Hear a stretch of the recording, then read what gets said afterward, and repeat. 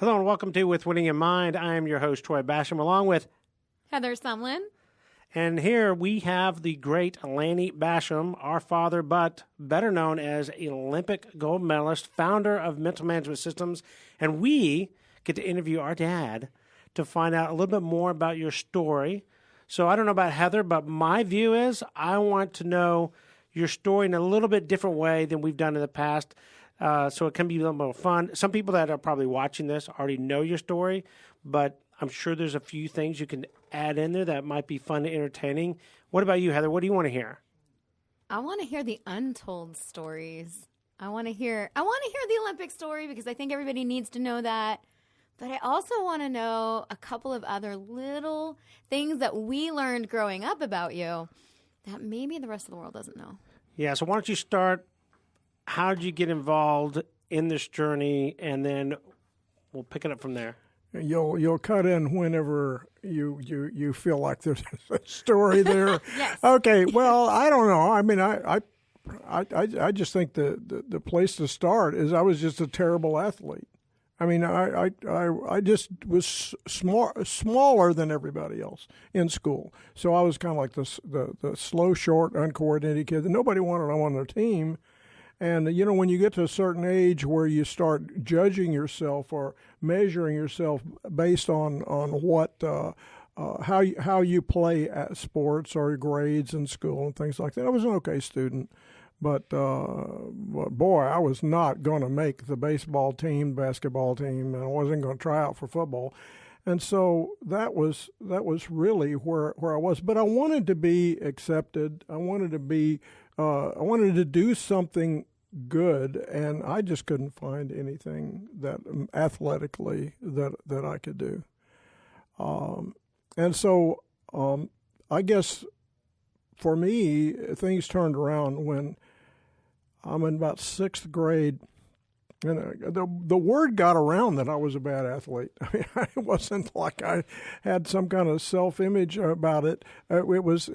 I had proven that I was a poor athlete, and I could not make the baseball team, church league, little league baseball, right field. I couldn't make that team. You couldn't make the church league baseball team? I couldn't make the church. I couldn't make alternate right field in little league baseball. You weren't the alternate? I couldn't make the alternate. Oh my God. I was on the bench while the alternate. Man, you were worse than I thought. The alternate got to play occasionally. I didn't get to play. So did you know there was an alternate to the alternate in baseball? I didn't know. Well, look, they got to let everybody play. I mean, I went to all the practices, but I just couldn't. I mean, I really had a problem with baseball. I couldn't feel the ball. I couldn't hit the ball. I couldn't throw the ball. Other than that, you know, I was kind of all right. But I could hustle. I could run around the field like everybody else. But I couldn't make it. So I kind of had a reputation as a bad athlete. So I'm in sixth grade, and we're studying Olympics in school. And the teacher makes a statement in class. You know, it's possible somebody in this class could be an Olympic champion someday. I wonder who'd have the best chance. And this little boy sitting next to me jumps right up and says, "Teacher, I don't know who'd have the best chance, but I know for sure who'd have the worst chance, Lanny." And that did it. Boy, I was so upset. I came home telling my parents about it. And my father, a military officer, he said, well, you haven't found the thing you're good at yet. Keep looking. And it wasn't that I hadn't been looking. I just, hadn't found it. My mother, on the other hand, says, "Oh, Olympics, huh?" So she hauled me off the library and it made me check out books on Olympians, and I started reading books. I think she just wanted me to read, you know, but I started reading these books, and I found out that Olympic athletes they all had terrible obstacles. I had that in common with them. I mean, some of them were abused, and they had no opportunity. Wilma Rudolph has polio as a child, and she ends up they told her she wasn't going to ever walk, and she ends up winning 3 gold medals in track. I mean, that was inspiring to me. I said, well, you know, it's not like I can't do anything. It's just I just haven't found the vehicle. And so that inspired you to keep looking. It inspired me to keep looking, yep. And it wasn't long after that a friend of mine invited me to a rifle club meeting. And I didn't know anything about shooting because we didn't have any guns in the house. We fished a little bit, but we didn't hunt. And so so I asked him, I said, well, tell me about rifle shooting. He said, well, it's an Olympic sport. I said, are you sure? Because I never saw any books in the library about Olympic shooting. And so he says, oh, yeah, it's an Olympic sport. And says, come give it a try. And so I went to the rifle club meeting, and they let me shoot. And that's kind of how it all started. I was hooked the first night. So my memory of the story is that you were so excited because you weren't bad, you weren't good for the first time. You were average. Is that true? You felt that way going home, or? Well, I mean, I had never been average in anything. I'd always been below average in everything. And they, when I finished shooting, what they let me do, they said, well, that's pretty good. That's pretty much the way everybody starts. And I thought, oh. And he says, by the way, just so you know, Olympic rifle shooting is the only sport in the Olympics. Rifle shooting is the only sport in the Olympics where you're trying to make the body stop. You're kind of good at that. And I thought, oh, good. I have trouble making it go. So that was You're like naturally talented for yeah, but I mean, I got a gift for this thing, boy. If it's, being still, I had a lot of practice sitting on the bench. You're also an only child, too, right? Or you were raised as an only child? Only child. So everybody knew. My parents always knew who did it. Okay, now, wait a minute. Speaking of who did it. Okay.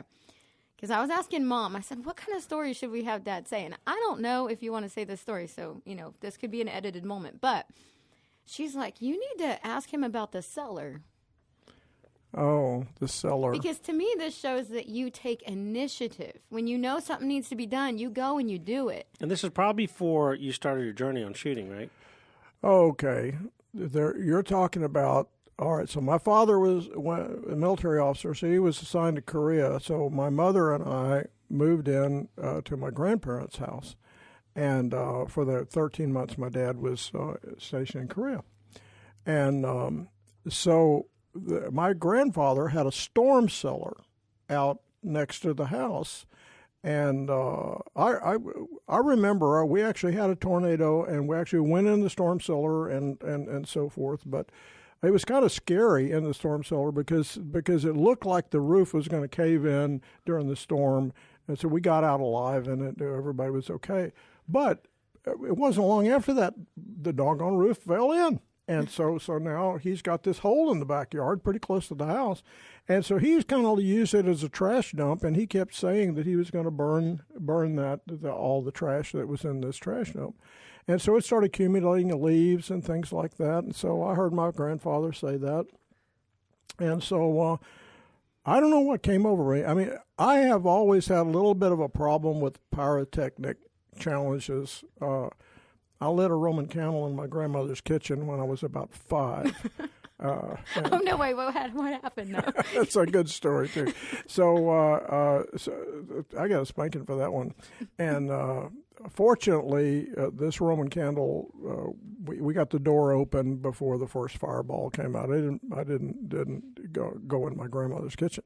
But so for some reason, it came over me that I was going to help my grandfather by okay, maybe I'll just get a little fire started. And I had no idea that it was going to flame up as high as it did. But I mean, it was so high when by the time my mother and my grandmother realized what I had done, I mean, they were on the phone to the fire department because I almost burned my grandmother's house down. I mean, they got it out, but so I show initiative, boy, even when it's the wrong thing.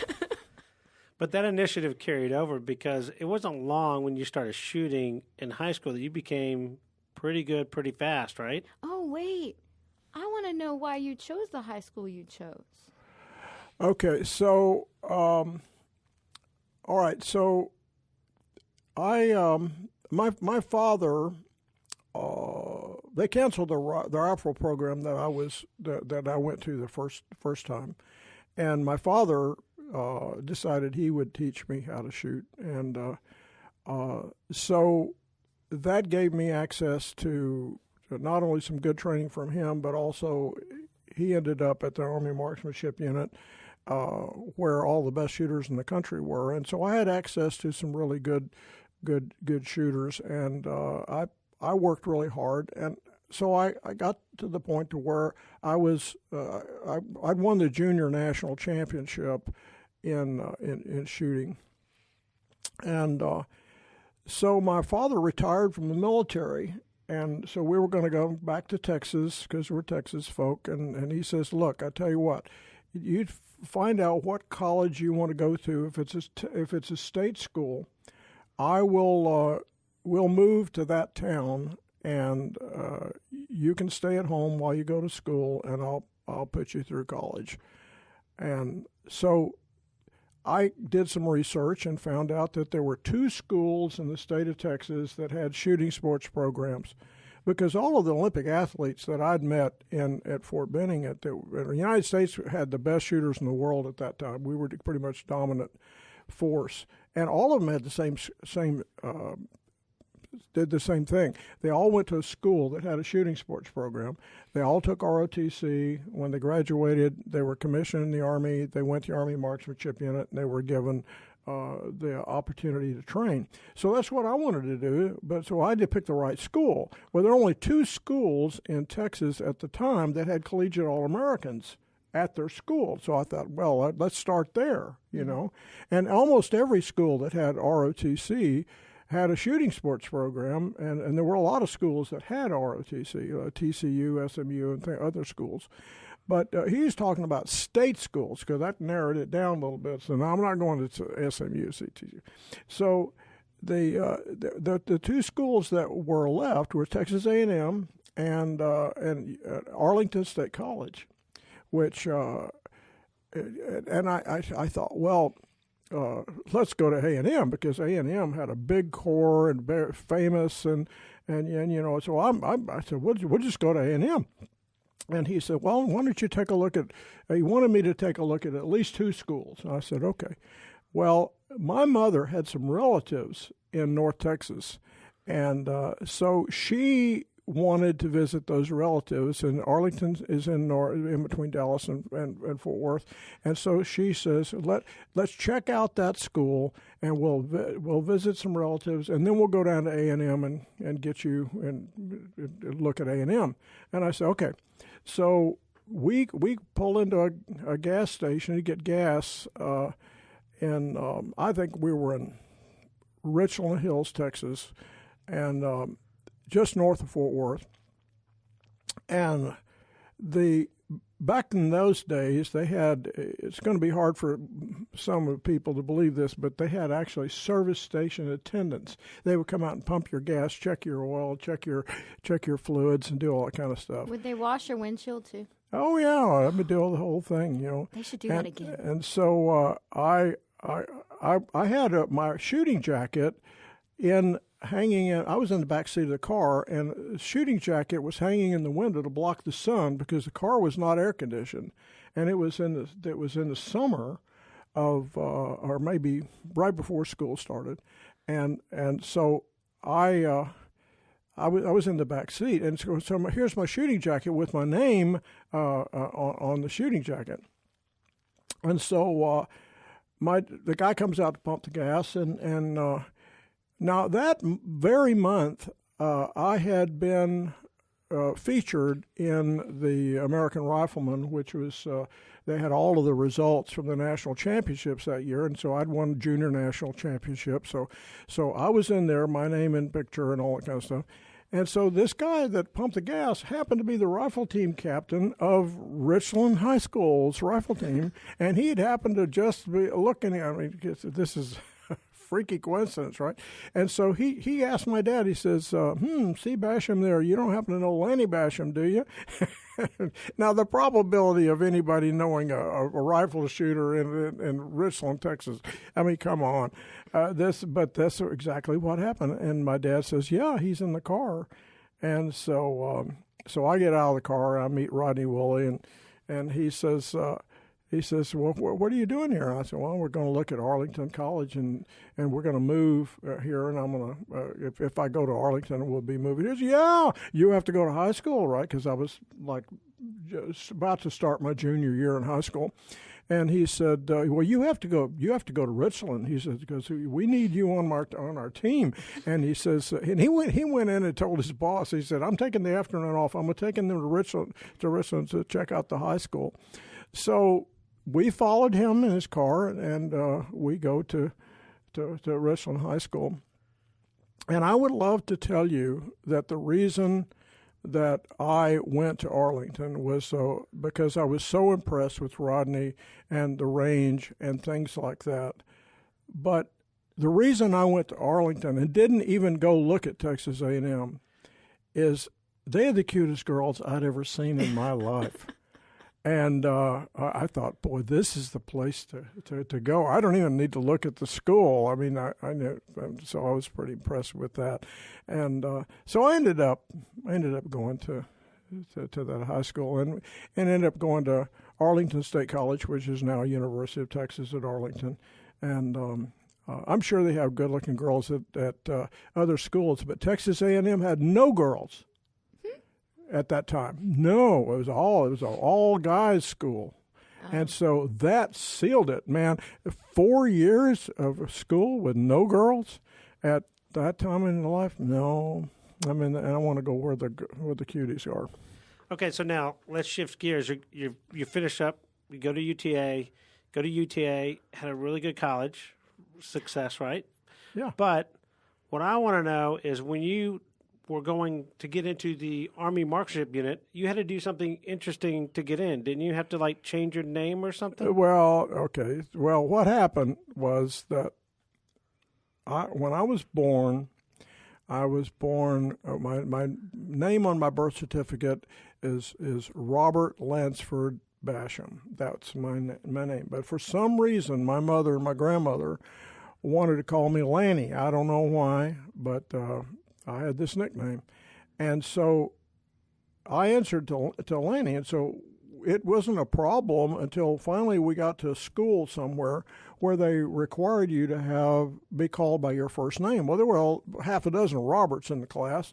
And so I would just wouldn't answer when my name was called. And so my mother, who has always had initiative herself, she goes to the school and she says, well, I'm going to change the records to Lanny Robert. Will you call him Lanny now? And they said, yes. So my records followed me, Lanny Robert, all through school. And when I applied for a driver's license, I put down Lanny Robert, because I didn't think about it. And it wasn't a problem in anything until I got an ROTC scholarship for college, and they told me that, we did an investigation, and you can't go in the military. You're operating under an alias. And I thought, whoa. He says, you have to legally change your name to Lanny Robert to be able to go in the military. And so I went down to the judge. In 15 minutes, they changed my name to Lanny Robert Bassham. So that's how that happened. But my chance to get to the Army Marksmanship Unit was fouled up because at the same time that they had this name issue, they gave you a physical to go in the military, and they reported back to me that you have a hearing loss from shooting full-bore rifles when you were a junior.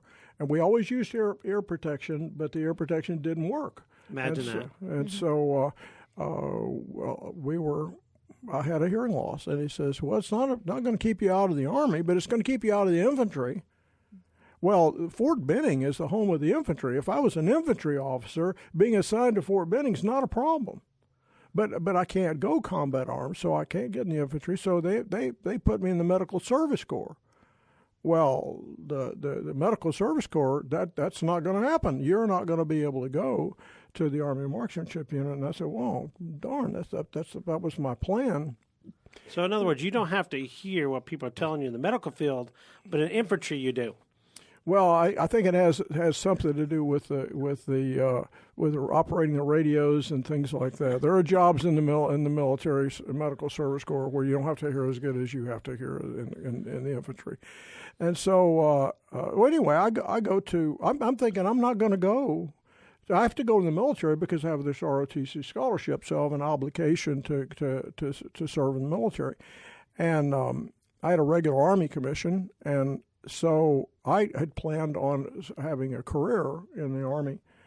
And so I go to Officer Basic, and the first day of Officer Basic, the guy running that program makes the announcement. He says, by the way, if you finish number one in the class, there are about 400 officers in the class. He said, you finish number one in the class, you get your choice of assignment. And man, if they'll accept you, we'll send you any place in the world. And he started giving some ideal assignments. I mean, you could go to Hawaii, you could serve on an aircraft carrier. What's an Army Medical Service Corps officer doing on an aircraft carrier? But there was an assignment there. He says there's all kinds of cool assignments that you can get if you finish number one in the class. And so as soon as the break happened, I came up to him and I said, well, if the United States Army Marksmanship Unit wants me at Fort Benning, Georgia, if I finish number one in the class, can I go? And he says, well, we'll see. And we'll get back at you. When he got back at me, he says, absolutely. You finish number one in the class and you punch a ticket, we'll get you there. So I busted I worked really hard. And I finished number one in my class, and that's how I got the marksmanship unit. Were you concerned that you weren't going to be able to go ever, or did you just see it as an opportunity, not an obstacle? Well, it's not easy to finish number one. I mean, there's some sharp guys in there. I mean, what it did though, is it gave me a work ethic going into the Army Marksmanship Unit that was an advantage. You know, I already had paid a price. Everybody had paid a price because all of the guys that were at the Marksmanship Unit, they were all Americans in college. Or had stellar shooting careers, and so I was a 4-year All-American, and so forth. Just graduating from college and so forth. Obviously, they were motivated to be there, but maybe I had a little bit of extra motivation because I had to go through one more place that they hadn't had to do to be able to get there. And my father had served there. My father had been at the unit for as a coach for a while, and that's how I got to meet these world champions and so forth. But I had a lot to prove to him and to me, and you know, So I think it was a good thing that I had this obstacle to overcome to be able to get there. That helped me. That wasn't the only obstacle you had, because you also had another interest growing up and in college. You weren't just shooting. Weren't you like in a rock band or something? Were you playing? Okay, Mom said that some of the places that y'all would play were kind of scary. Oh, what? Well, she wouldn't go. Okay, so my father played guitar, and so I did almost everything my dad did. So I started playing guitar, and after a while, you start realizing that you need electric guitar. So I got an electric guitar, and that led to forming a band in high school and college, and so we had a band, and the Beatles hit about the same time, and so we were influenced by them like everybody was, and so we started writing our music and playing and practicing a lot, and so we were able to actually get paid occasionally, so and we thought we were pretty hot stuff, and I don't know. But we thought we were pretty good, but my music career came to a halt. One night, which ran me out of the music business, was that we were booked into. It was the first time that we were ever booked with a front band. There was a band that went on before us. and we were in this fraternity party thing kind of thing. It was held at an auditorium. There was a lot of people there, and we were behind stage and on the stage getting set up, and the front band was behind in front of the curtain. And we were behind the curtain, and they were opening for us. Now, one of the things you don't want if you're the main band is to have the opening band be better than you are. and they were better than we were, and I thought, we are in trouble. I've got to peek around the corner and take a look at these guys. Now, we were all in college. And I looked around and they were playing original music. Their harmony was better. Their playing was better. Their music was better. The song was great, and they weren't the 15, 16-year-old guys. And I realized that I got to do something else with my life. I mean, there's got to be 1,000 bands that are better than my band, and so that pretty much ran me out of the music business. So I sold all my equipment and bought an engagement ring for the lady I've been married to for 54 years. So I guess you and I were wrong. It wasn't that competition that he was going to compete in that ended his music career. Oh, it wasn't the Olympics, wasn't? Oh, you talking about when I couldn't get into the folk music club? I don't know. There was someone performing in front of you, and you Oh, listened yeah. to him, and then you got a dodge before. No. Well, that kind of contributed to the problem too. We had a folk music club at the university, and it was kind of an elite operation. The folk music was a big deal back then, and in order to get in the folk music club, you had to perform an original song and sing it in front of some of the other guys, and if they liked you, they'd let you in the folk music club. And so I decided, well, folk music is kind of cool, and so I had a song I worked up, and so I went over. I had arranged for an audition, and so I go in to these guys, and there's another guy there, and I figured, well, he's got a guitar, and he's sitting there. And waiting they were having kind of a business meeting kind of thing. And so I introduced myself. He's older than I was, and not much. And but he had this beautiful Gill 12-string guitar, and I couldn't get my eyes off this beautiful guitar. And he said, well, you gonna play tonight? And I said, well, I've got an audition for this thing. He says, well, I don't know, you want to go first, or do you want me to go first? And I thought, no, why don't you go first? And he said, okay. So finally they came in, they got him, and so I went in kind of to sit there to watch him play, and he was so good. I couldn't believe it, and the song he played was great, and I just chickened out. I thought I'm not gonna. These guys are in a class that's so high that if he's got an audition, that meant that these other guys are better than him, or I'm not even in his class, and I literally ducked out the door. And I'm not a quitter, but that's one time that I quit. Well, it wasn't long after that I saw this guy again, and it didn't make I didn't recognize him at the time, but later on I found out that I was hearing John Dutchendorf play, and so he later on he became John Denver, and that pretty much. So he probably wasn't auditioning. No, he wasn't auditioning. As a matter of fact, the only reason he was at Arlington was he was trying to catch this girl who was trying to date this girl, or was dating this girl that went to UTA, and he was there, and they found out he was going to be there, and they had booked him in, and not booked him, but he agreed to play for them, and that's what it was. So if I'd have stayed around a little bit longer, I would have realized I would have actually met John Denver, but I didn't. I didn't. He just kind of ran me out of the music business. business without knowing it.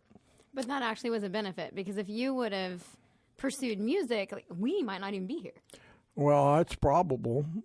So, I'm glad. I'm glad. I like my life. I think I enjoyed music. I enjoyed playing. I enjoyed playing with the guys and things like that. And big fan of people who love music and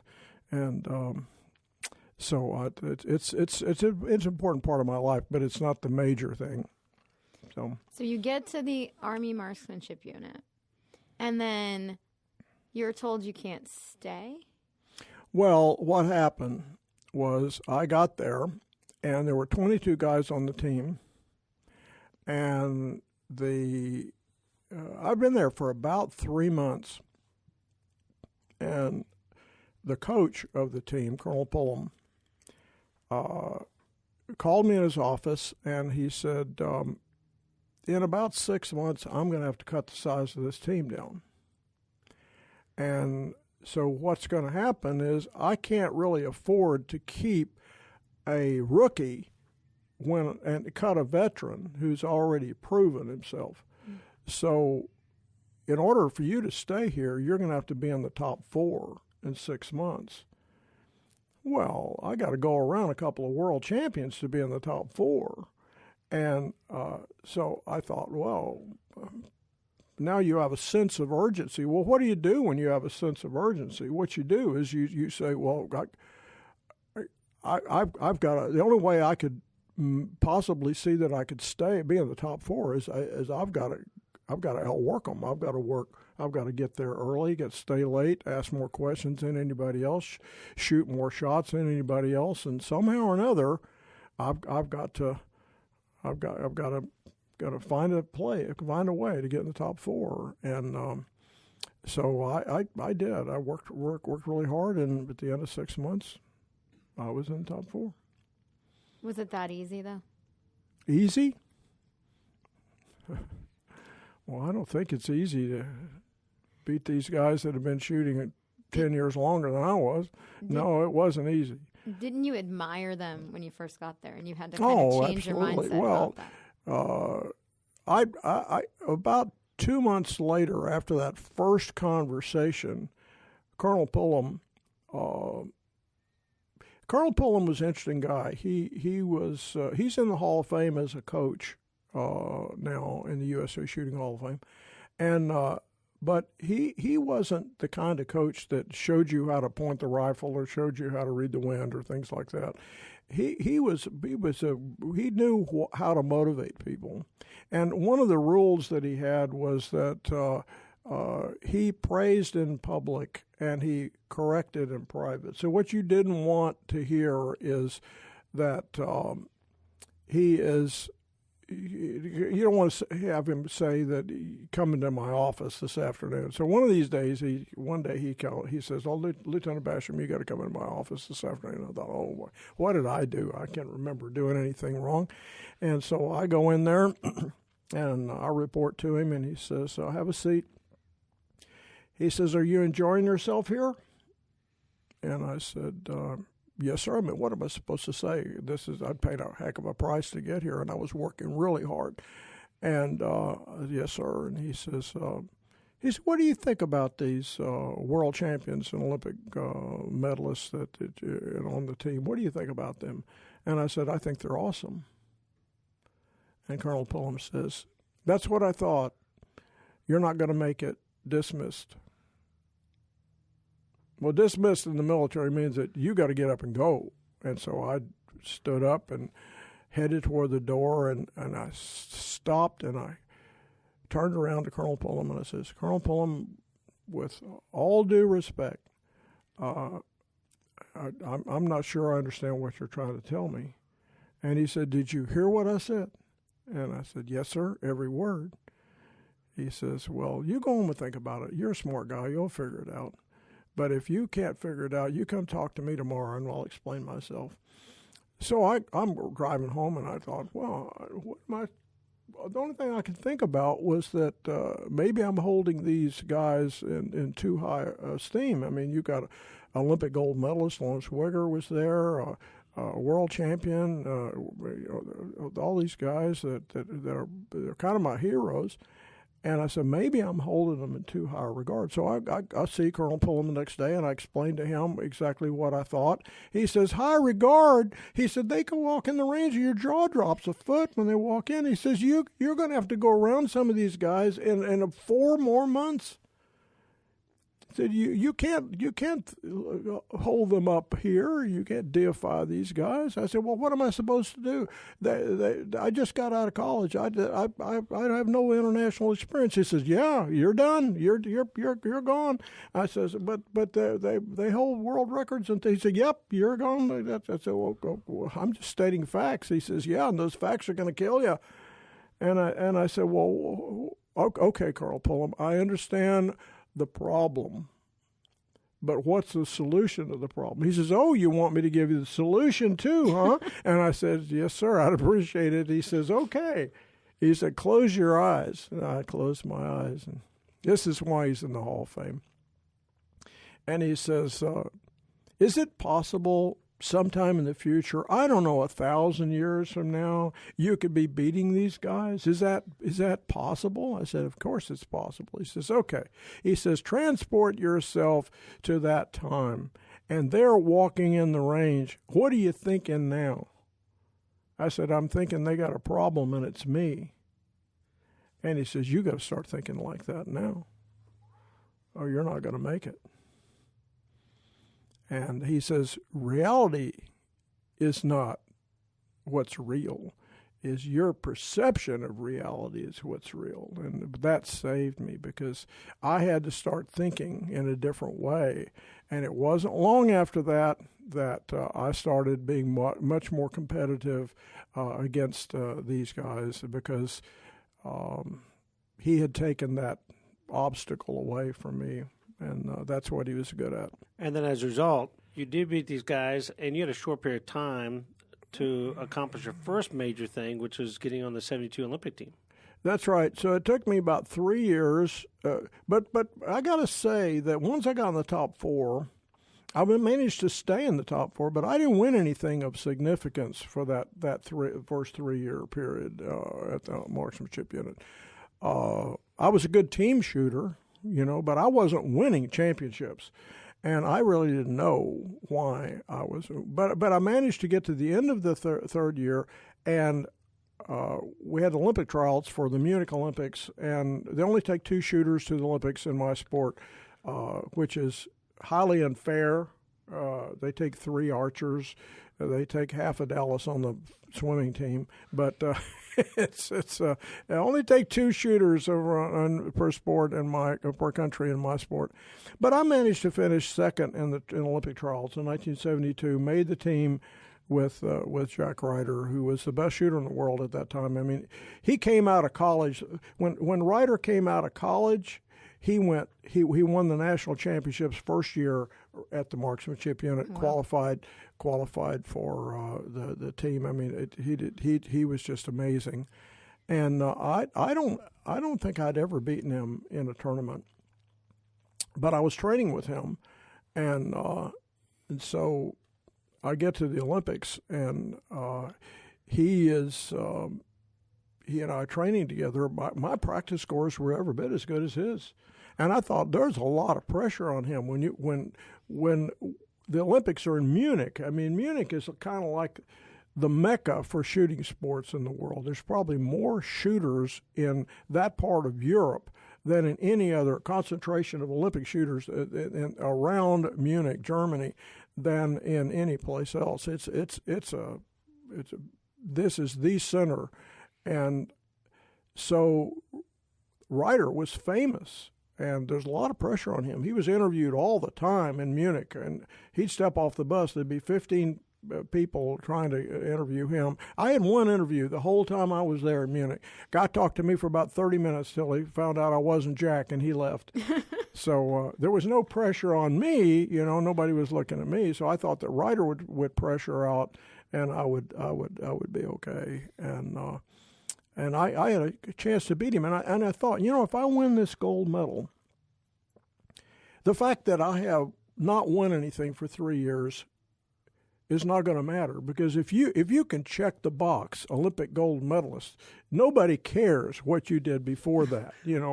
So this was my chance to be redeemed, and so I go in the Olympics thinking, okay, I got to beat Jack, I got to get a good score, I got to do everything, and what I didn't see coming was Jack didn't pressure out, I did, and I just couldn't hold this. I was scared to death, and I couldn't handle the pressure.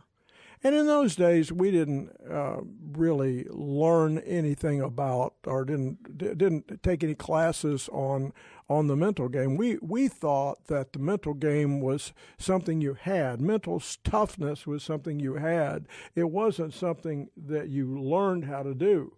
So we didn't have any classes on it or anything like that. And so I was just unprepared mentally, and when I lost so many points in the first half of the program that I thought that I had blown my chance to medal at all, pressure was off, and I shot fine the second half of the program, and so Jack wins the gold medal, and I couldn't believe it when my score won the silver. I thought that score was so low it couldn't possibly have won the silver, but I wasn't the only one that choked at the Olympics, obviously. But it gave me. I was motivated. I don't think that anybody is more motivated to win the gold than the silver medalists, or the first runner-up, or the one who almost won an election or something like that. It's a special motivation. So I was motivated to fix what was broken, and that was find a mental game, and find a mental secret. There's obviously things that I didn't know and that I needed to know, because I didn't want to go to the Olympics 4 years later and have the same thing happen to me.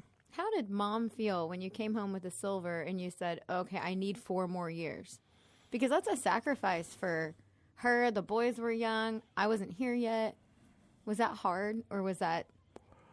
Well, your mother's an amazing person. You're right that she sacrificed, because at the Army Marksmanship Unit, the 3 years that I'd been at the Army Marksmanship Unit, well, Troy knows this too, because he had the same situation. He was there for longer than I was, is that what are we gone about half the nights a year away from home, and so she's got twin boys there. We started out our having children with two out the box at one time, and you came along a little bit later, and so she's having to do her job and my job too. And I'm gone on competitions a lot, and she knew what it was like, and so we'd made a kind of an agreement that when I first started going to college, I met her in high school. So even when we started in high school, I told her, I says, you might not want to hook up with me, Helen, because I'm going to the Olympics, and that's going to be there may be times when you think I love the rifle more than you. So I mean, that's the way it works. And she said, when we got married, she says, well, look, I'll support you until after the Olympics, and then it's kind of my turn, and so when I went back after the Olympics and with the silver medal and asked her, will you give me another Olympic run? I think I've solved the problem. Would you give me another Olympic run? I mean, I told her, I said, look, if you want me to stop, I'll stop. And she said a very interesting thing to me. She says, I don't want you to stop, because I don't think I would like the guy that when you gave up shooting, a part of you would have died, and I don't think I want to live with a part that was left. And I thought that was amazing, and so she put up with me for the next 4 years, and so it was tough, because I wasn't at the marksmanship unit for that period of time. I was a company commander for a while, which was if she thought she didn't see me as a marksmanship unit, try being a company commander when you work 18-hour days, 7 days a week, and you're rarely ever home as a company commander. And then I went to other duty assignments away from the marksmanship unit, but I got back for about 6 months before the World Championships in '74, won the World Championships, and then off to military duty, and then back at the marksmanship unit right before the Olympics, and enough time to get ready for the Olympics, and won the tryout and won the gold medal in '76. So how did you fix the mental, the dilemma that you had? How did you fix it? Well, the first thought I had was to go to sports psychology, and I didn't really get the answers I was looking for there. So I thought that what I really want to know is how to win. And so I thought, well, I'm going to interview winners and find out what they know. And so I had the names and phone numbers of a couple of Olympic gold medalists. I mean, when you make a Pan American Games team, you stay in the Olympic Training Center, or you make an Olympics, you stay in the Olympic Training Center. You get to know some of the guys on the U.S. team in other countries. And so I started a research, if you will, as I started calling these guys and interviewing them about, what do you know about the mental game? Why are you winning and other people aren't winning? And they were wonderful to me. Every person that I ever called always called me back. I mean, if you leave an answering machine message that says, I'm an Olympic silver medalist, you don't know me, but I'm an Olympic silver medalist, I need your help, would you call me back? They always do. They always did. And not only would they answer my questions, but they would give me the phone numbers of other Olympic champions or world champions or people that could help me in their sport. So I just ran the table. I mean, especially when you get into track and things like that, there are so many events and so many opportunities to hear what people are saying. And so the only mistake I made is I should have documented all those conversations. They would have made a great book. But I was looking for me. I was looking for a system. And I put all this information together and I created a system. And it was because of that system that I was able to, that it changed me from somebody who couldn't win, that was just a team shooter, to world champion and Olympic gold medalist. It was this mental management system that I discovered. I didn't tell anybody about it until about 1977. I kept it a secret for a while because it was my edge, and if they wanted to get the edge, they could do what I did, but that nobody ever did. So it wasn't until 1977. We started this company in '77, but then I kind of let everybody know what I was doing. And one guy that you finally let know what you were doing went and set a world record, didn't he? Wasn't that David Kimes? One of the first clients that I think the very first clients that I taught were shotgun shooters, but I wanted to teach shotgun shooters because I didn't want them to think that I was helping them. If I taught a rifle shooter, that I was helping them form-wise. But one of the first rifle shooters that I worked with, probably might have been the first rifle shooter I worked with, was David Kimes. And David Kimes was already a world champion, held a world record, and he came and took my course. And that was a great endorsement. You know, when you get a reigning world champion that thinks enough of what you're doing to come take you and pay money to take your course. And a lot of people said that, oh, well, he's just taking the stuff he learned from the marksmanship unit and selling it. And David Kimes knew that wasn't true. And because we never had one class on the mental game the entire time that Kimes or I was at the marksmanship unit. This was totally what I had discovered, and then we started getting other guys coming in to take courses from us, from me. But it was. But he went on in 1978 to win the gold medal again. We have the world championships every 4 years in his sport, in shooting. And so he repeated, after taking my course, he repeated as world champion and set a new world record. That's rare to have somebody repeat and do world records both times, and he did that. And now since then, not only have you been doing this and teaching this forever, we obviously are working for you full time. Well, have been for, since 2003 for you? Mm-hmm.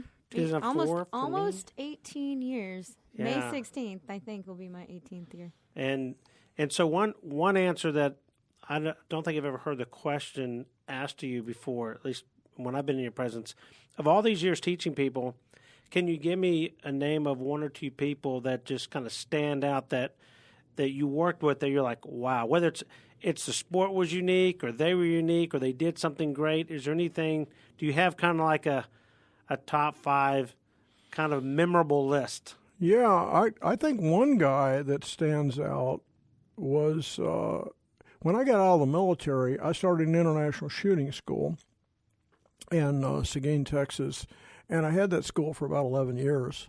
And it was very successful. We were developing first-class shooters very quickly, and taking people that were already good and making them better because of adding the mental game to it. And so I got a phone call one day from Michael Gross, who was one of the top collegiate shooters in the country, rifle shooters.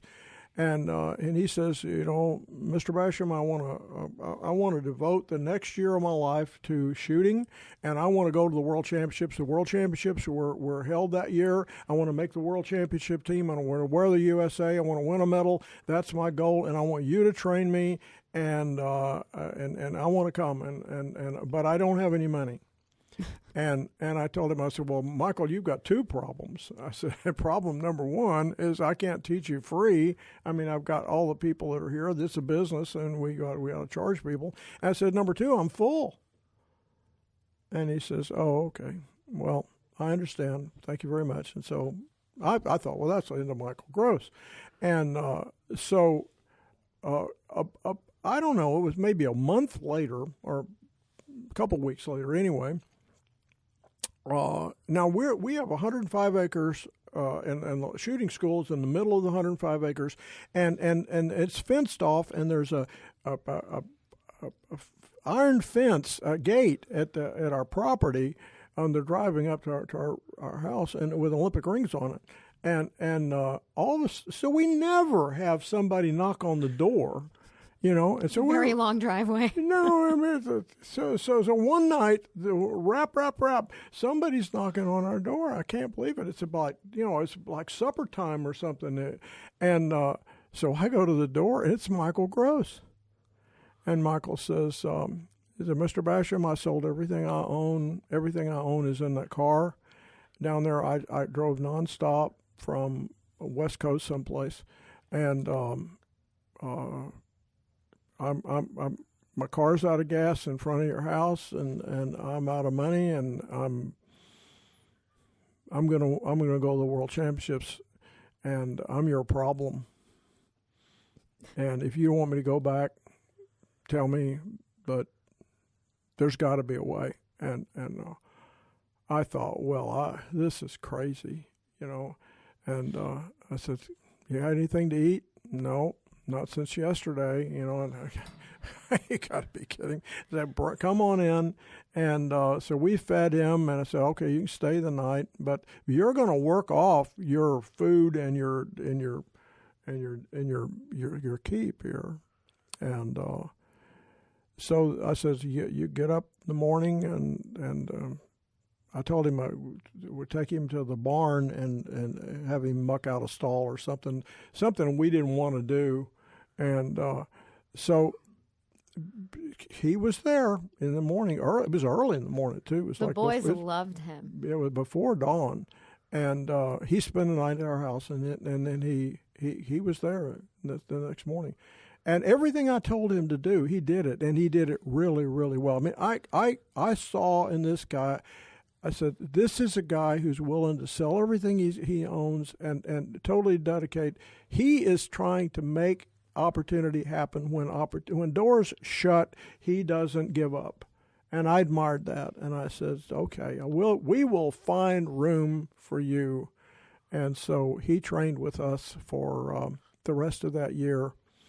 And sweet guy, great guy, and went to the tryouts, and it was an interesting tryout because his best event to make the World Championships was air rifle, and air rifle is a sport where you're shooting standing, you shoot 60 shots at targets. So back then, we put targets in a little carrier and electric hit a button, and it would go down 33 feet, and you would shoot one shot, and you punch the button, it would come back, and you'd replace your targets and so forth. And so his first 2 days in the trial, it's a 3-day tryout. The first 2 days, he shot okay, but he was behind the guys that were going to make the team. And so he goes into the last day, and he came to me and he says, "What do I need to do to make the team?" And I said, "Oh, boy, you got to shoot a score that I've never seen you shoot before." And okay. So anyway, I set up my scope behind him. I had other students there. I was a coach by then. And I set up behind him. And so he needs to shoot like a 590. I think the world record was like a 596 or something like that at the time. And he needs to shoot in the high 590s or mid to high 590s to have any chance at all of making the team. And a 590 was a good score back then. And so I sat up behind him, and I watched him shoot his first 2 shots, and the first 2 shots were 9s. So I said, "Well, he's done. He's a good star. He's going to shoot 9s early on. He's going." So I left him, and I went back and started working, watching other shooters that I had. So finally, when the match developed, and I didn't go back to see him until his last shot. He shot his last shot, and I didn't even set up my scope to see it. And he back in those days, you could look at your targets before you turned them in to be officially scored. So he just stacked them all up, and he says, "Would you look at my targets?" And I said, "Okay." And so I saw the 9. The first one's a 9, and the second one was a 9. And then I looked at the third shot, and I could see the ground through the third shot, and it was right in the middle of the 10 ring. And I thought, there's only one way that could happen. He just shot 58 10s. So he just shot a 598, and that's above the world record. And it was a national record, but above the world record. And he ended up with that score making the U.S. team and went to World Championships, won a medal. Wow. That was something. So with that, let's go ahead and bring this to a close. And Heather, tell people how they can find out more about us and close us out. So the best way to find us is mentalmanagement.com. You can find all of our products. Anything that you want to know is probably on there. You can also send an email to info@mentalmanagement.com. You can find us on Instagram at mental.management or Facebook, Mental Management Systems. We would love to be able to help you in whatever way we can. So thank you so much, Dad. We enjoyed this. It's nice to get to see a little bit of the extra parts of the story, and we'll have you back soon. Sounds good. Bye, everybody.